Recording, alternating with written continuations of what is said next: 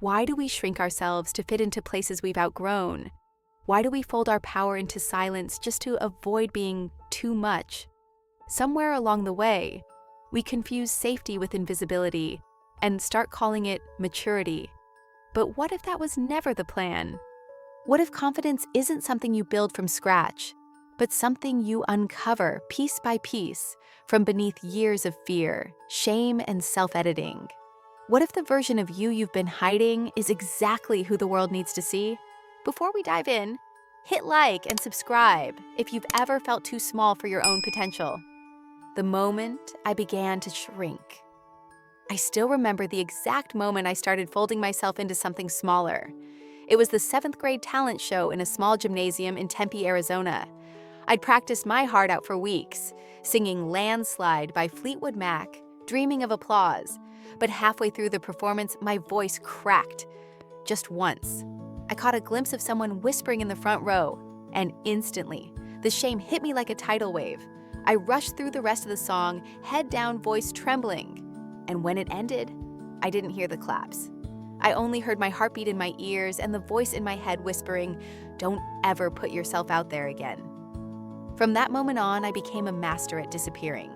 Not physically, I showed up, but emotionally. I edited myself out of every room. I laughed a little quieter. I dressed to blend in. I shared opinions only when they were safe. Confidence became a costume I wore on special occasions, not a part of who I was. The mirror moment. But everything changed on a random Thursday afternoon in my junior year of college. I was alone in the campus library bathroom, staring at my own reflection after a presentation I had almost talked myself out of. I hadn't messed up. I hadn't wowed anyone either, but I showed up fully as myself, shaky hands, cracking voice, and all. And I realized no one was laughing. No one was pointing. In fact, one girl had even said, "You always seem so sure of yourself. I wish I could be like that." It hit me like a punch. The world wasn't begging for perfection. It was waiting for honesty. All those years, I thought confidence was about being polished, untouchable, perfect. But maybe it was just about being real. Maybe confidence wasn't something I had to borrow from other people. I already had it, buried under layers of fear and habit. That day, I didn't become someone new. I just met the version of me I'd been hiding from. Confidence isn't some magic trait you either have or don't. It's a quiet skill we build when we stop shrinking to fit the mold. This video isn't about tips to fake it or quotes to chant in the mirror. It's a real conversation about how we learn to trust ourselves again, physically, socially, and emotionally.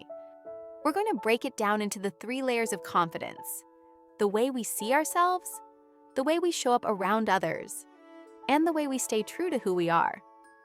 Stay with me, because this might be the first time you feel truly seen. Before we dive in, let me ask you something.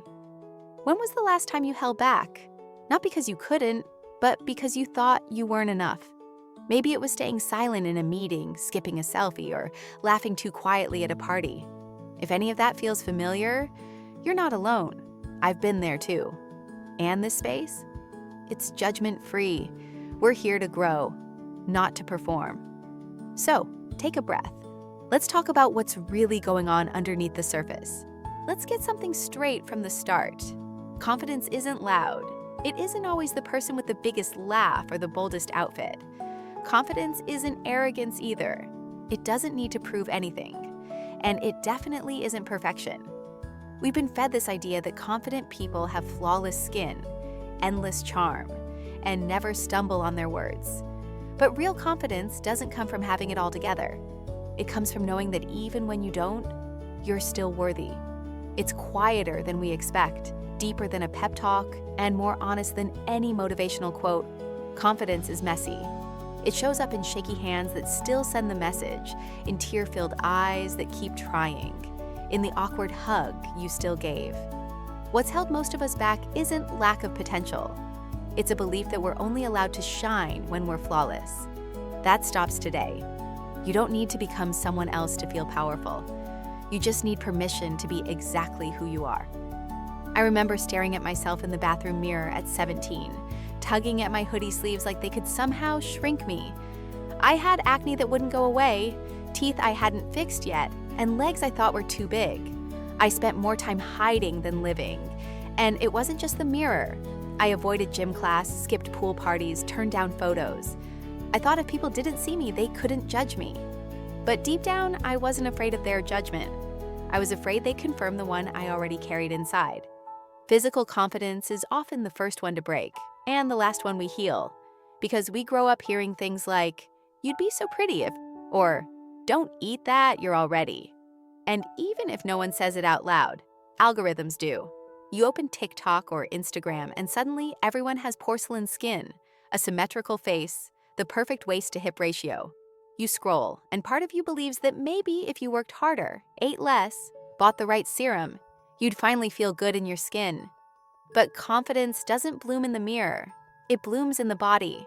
It grows when you lift something heavier than you thought you could. When you take the photo, even though you're bloated. When you show up to yoga class not because you want to get smaller, but because you're tired of disappearing. There was a day years later when I was in San Diego visiting my friend Mia.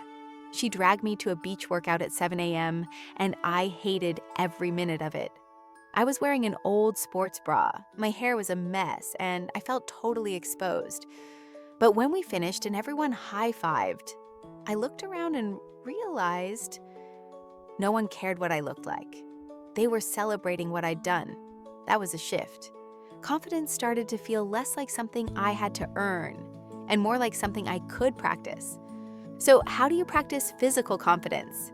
You start by noticing how you speak to your body, not just in the mirror, but when you walk, stretch, rest. You begin swapping punishment for partnership, moving not to burn calories, but to honor energy.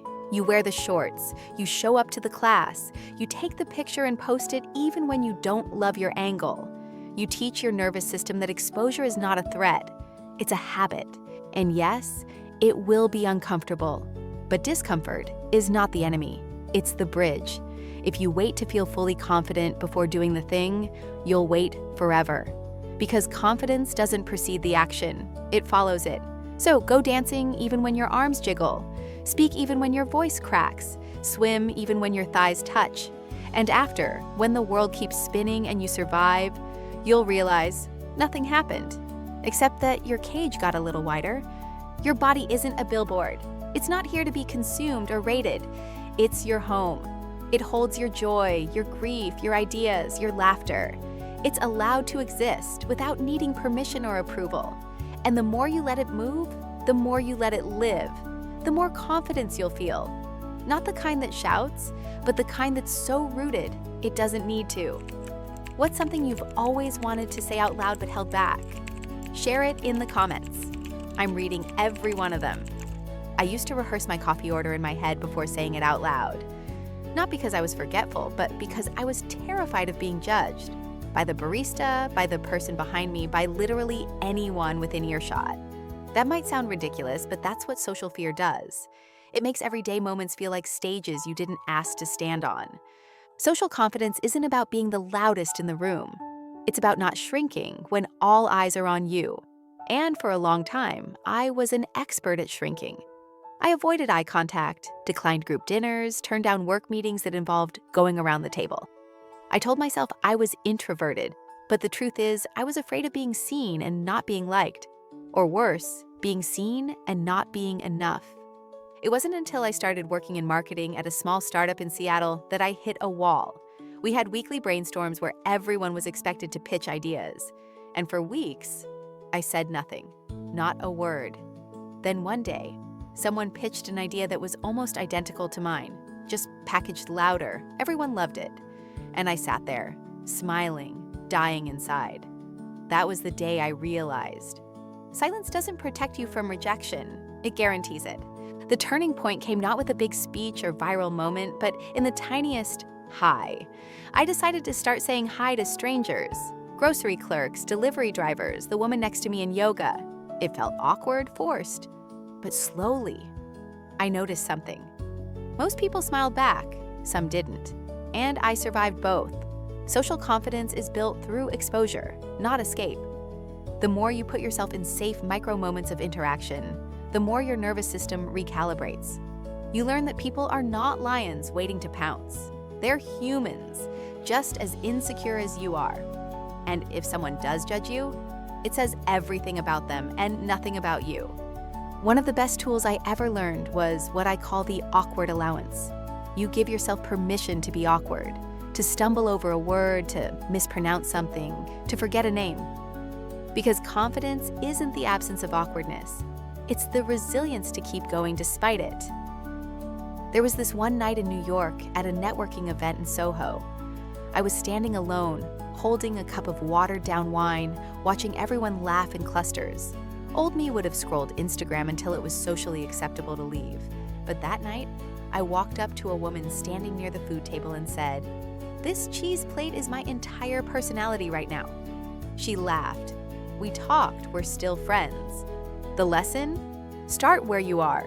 Comment on the weather. Ask a simple question. Offer a compliment that doesn't hinge on appearance. The smallest interactions are training sessions for your social muscle. And the more you use it, the more natural it feels to speak up, show up, and not apologize for existing. You don't need to be charming or funny or articulate to belong in a room. You just need to believe that you're allowed to take up space in it. And maybe that starts with saying your coffee order out loud. Not because it's brave, but because it's yours. And that's enough. There's a kind of confidence no one claps for. It doesn't get 100 likes or spark a round of applause. It's the kind you carry quietly. The confidence to tell yourself the truth.